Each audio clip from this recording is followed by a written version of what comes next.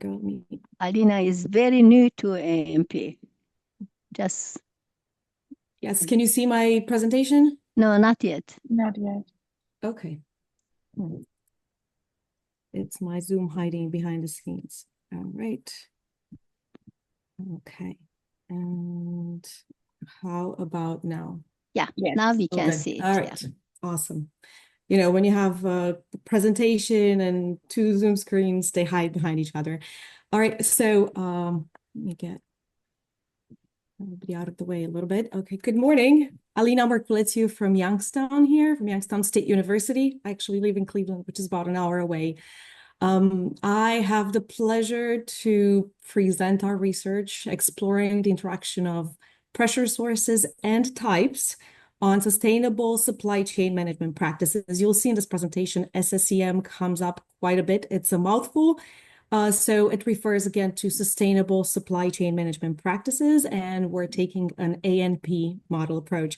This is a collaborative project, as Dr. Karpak said. We started this about 10 days ago, and Dr. Karpak is sort of the leader of the project. We also worked with Dr. Ataseven from Cleveland State University and Dr. Topçu from Istanbul Technical University, who is the methodologist keeping the team together. So a brief agenda of what we'll be discussing during the presentation. I'll begin with the motivation, highlighting the research gap. Then we'll discuss the framework, define some constructs, because I spoke about pressure types and pressure sources. These could be a bit confusing. I want to clarify their meaning in our research context, and also outline the research objectives. Next, I'll briefly describe the ANP methodology. Some of you, like Gürkan, right? Did I say that right? Gürkan? I'm very, very new to ANP. Also, my background is in structural equation modeling. So very new to that. So I had a nice brief on that. And also we'll discuss about next steps. So this is a new research project. We haven't done any of the analysis. We just have set it up so far. And then last, we'll highlight what we want to contribute to, or our desired expected contributions, finish up with a brief conclusion, and then we'll leave times for Q&A. To offer some background behind the motivation of this research, we see that pressures that influence sustainable supply chain management come from a wide variety of stakeholders. They could be internal, from within the organization, or external from the outside of the organization. However, some of these pressures are more friendly and encouraging, but others can be threatening in the tone of, if you don't do what we say, you'll be fined, or your reputation will be tarnished. For example, governments may coercively enforce regulations and impose fines if companies don't meet targeted metrics. But managers can engage in sustainability initiatives and strive to embed them in everyday operations. And that's rather a normative approach, representing an intrinsic desire of managers to conform because they think it's the right thing to do. Now, the interconnections among these sources create sort of a dynamic and complex pressure system. And although existing research looks at these pressures, their relative impact or importance on sustainable supply chain management practices is not yet understood. So this research builds upon a recent publication by Mark Letz et al. Dr. Karpak mentioned this at the beginning of the meeting.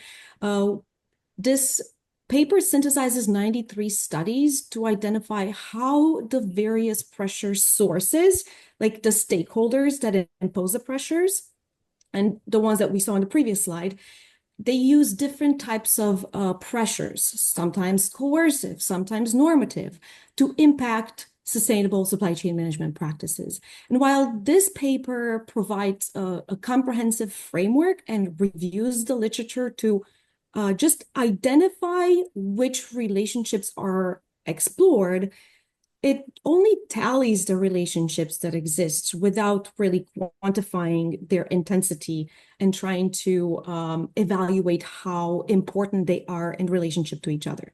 Now, our research, the new team, uses A&P methodology to understand exactly that relative influence of the pressure types and sources on the sustainable supply chain management practices.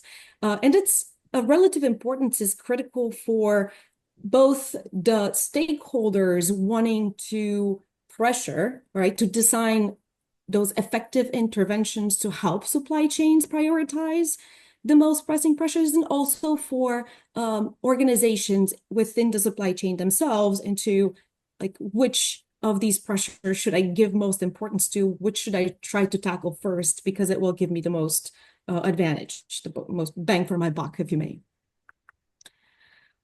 Here is the conceptual framework we adopted from the Marcoletti et al. Paper, and this framework acknowledges that pressures are not isolated, but they're interlinked to influence sustainable supply chain management practices. I'll briefly define the different elements, and I'll start with the easier ones all the way to the right of the screen and then end with the most complex ones to the left of the screen. Now, to the right, sustainable supply chain management practices refer to sustainable activities that happen operationally within the organization, upstream at suppliers' facilities, downstream at customers, and also at intermediary logistics operators, including sort of reverse logistics. Now, those practices happen because the various stakeholders that we talked about pressure organizations to operate sustainably. Now, to the left, here we have the types of pressures.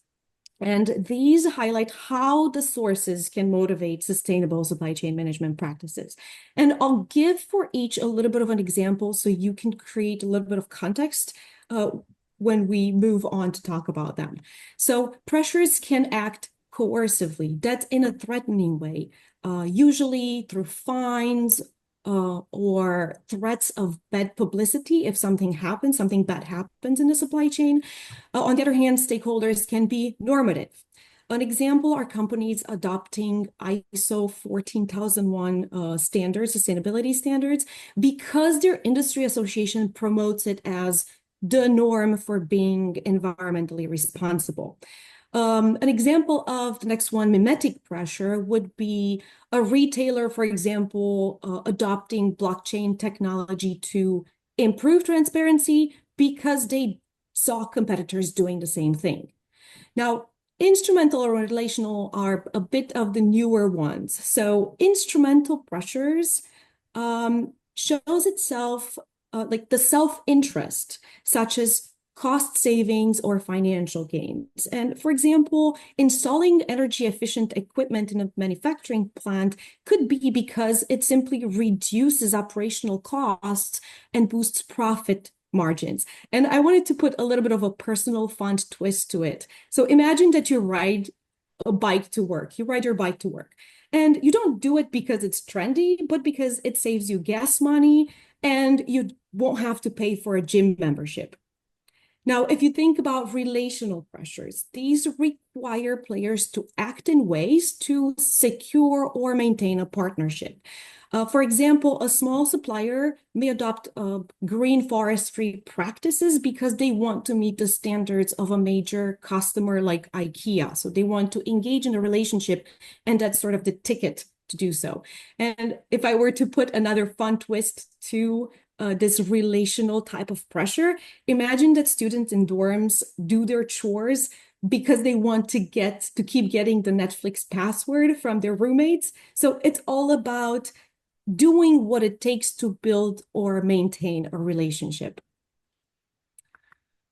Now, our objectives of this research are threefold. First, to identify and model interdependencies between the pressure sources and types with regards to sustainable supply chain management practices. Two, we want to quantify the relative influence of these combinations using A&P.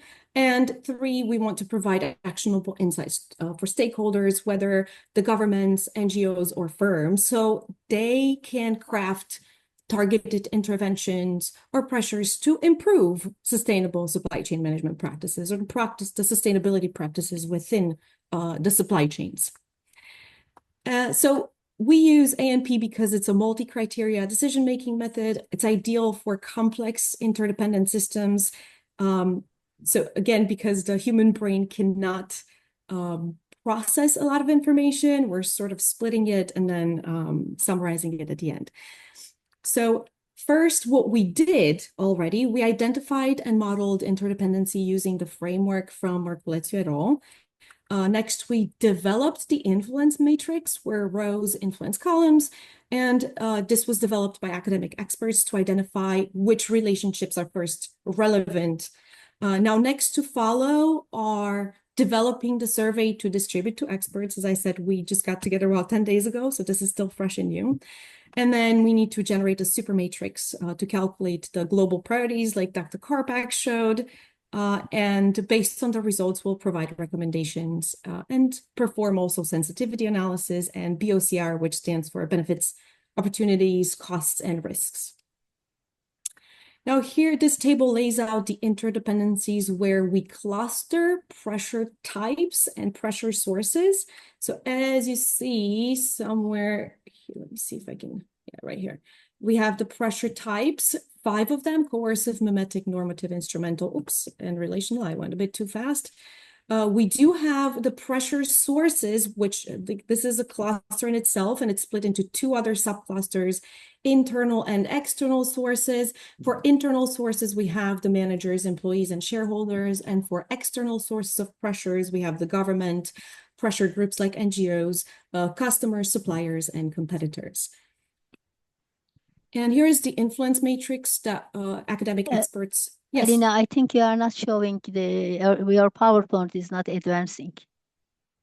Oh, it's not. Okay, let me just try to unshare and reshare. It was advancing on my, can you see it? How about now? Do you see the X's? Okay, yes. Awesome. All right, beautiful. Thank you for letting me know. So we have, did you see this one? The interdependency where I was attempting, oh, it was probably because I tried to, so is it still advancing now? It is. Okay, beautiful. Sorry. All right. So we have the interdependencies here with the clusters, and we have pressure types, 5 of them, and then the pressure sources are split into internal and external. We have developed the influence matrix to populate it. We are designing a survey targeting sustainable supply chain management, academic experts and other stakeholders. Respondents will perform a pairwise comparison, just like Dr. Karpak showed a little while ago, to determine the relative strength of each influence on what's in the upper right-hand corner, sustainable supply chain management practices. And this data will inform the A&P calculations and produce actionable insights for decision makers. Now, since this matrix is very large for small screens, I'll focus next on each of 3 quadrants. And the experts concluded that the relationship in the second quadrant are not plausible. So we'll next look at the first quadrant and then the third and then the fourth. So let's zoom in onto the first one. We'll explore here the relative intensity of pressure types on sustainable supply chain management practices. And to give just a little bit of a context here on how some of the relationships are possible and can happen, but some of them are not possible. So relational pressures, for example, can influence instrumental pressures. And if you consider the example I just gave about IKEA, where a supplier earns a green forestry management certification or green certification to enter a relationship with IKEA. However, because the supplier earns the certification, it helps them negotiate higher prices with other customers than IKEA, by making the supplier more competitive on the market. So it brings them a financial benefit, which is an instrumental motive. Next, looking at the third quadrant, pressure types with pressure sources. Let's zoom in on that. This looks at the influence of pressure sources and pressure types on sustainable supply chain management. And one example, shareholders to instrumental. So shareholders push firms to adopt practices that maximize financial gains, and such as cost-efficient green innovations, for example. So that could become instrumental for companies because they gain benefits, financial benefits from being greener. Now here is the fourth quadrant. We have pressure sources between themselves, right? Various pressure sources influencing other pressure sources. And let's look at an example explanation. So for example, pressure groups to governments. Pressure groups like Greenpeace have led campaigns against single-use plastics, which pressured governments to pass new regulations and firms to adopt new standards, although the firms are not here. Now, another one would be customers demand sustainable practices from suppliers to align with the customer values. So then retailers require ethical labor compliance for apparel manufacturers. And while the results are forthcoming, the expected contributions are significant. First, we move beyond dyadic interactions to a network-based approach, capturing a real-world complexity using A&P methodology. Second, we address both theoretical and practical gaps by offering a quantifiable model for understanding the influence of sustainable supply chain management pressures on sustainable supply chain management practices.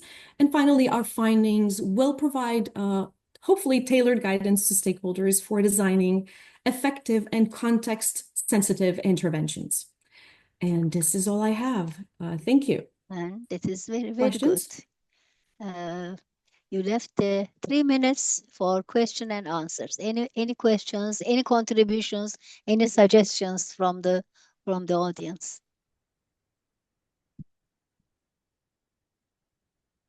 It was a very nice presentation. Excellent. Thank you. I have a question, or I can't say it is a question that can be futuristic. What type of industries would you like to consider when you do this quadrant business? Are they different from the government, from the industry, from other sources, or they are only one type, healthcare, looking at all healthcare related to government, industry, all the ones that you have taken? Do you mean when we designed a survey and who the respondents will be? Or yeah. Okay. Well, we haven't really narrowed that down yet. I think we still have we're leaving our options open. It may be what's available, but we would like to get insights from all sorts of supply chain experts, academics, and industry experts. So we'll see how that plays out. Again, this is a new one, but thank you for the question, because that's a big consideration that we have to make. Initially, Saroj, we will just develop a generic model, but the only things, there are some factors, influences positively, and some of them decreases. So maybe we will use benefit and cost model. Might be the best approach for that one. But I think, so how Anna, long do you keep the survey open? I think Anna wants to ask questions. Anna? Okay. Thank you, Birsen. I think that this is connection with the Saroy and what you mentioned. I would like to ask about the next step of your research, because I understand that those axes means connections between elements. Yeah, we didn't see any values, so I think that you'll develop this in the future. So what do you plan for the next step of your next research? step will be our questionnaire. First of all, I think we will even improve our influence matrix, because we just did it among since we had such a short period of time, we just did among the academics. But we want to use interview approach to go to industrial experts. Alina is thinking, for example, Timken. We think that they can be helpful for us. So we will get some industry experts and finalize, even our influence matrix is not finalized yet. So we will finalize it, then we will have a questionnaire. Sometimes we even improve the influence matrix after doing questionnaire. This is what we find in our previous studies. Sometimes when you ask the experts some pairwise comparisons, and you can see that there should be some more influences among that got it. Then, as I said, we will put benefit cost model. That's what we think. So there are a lot of things to be done yet.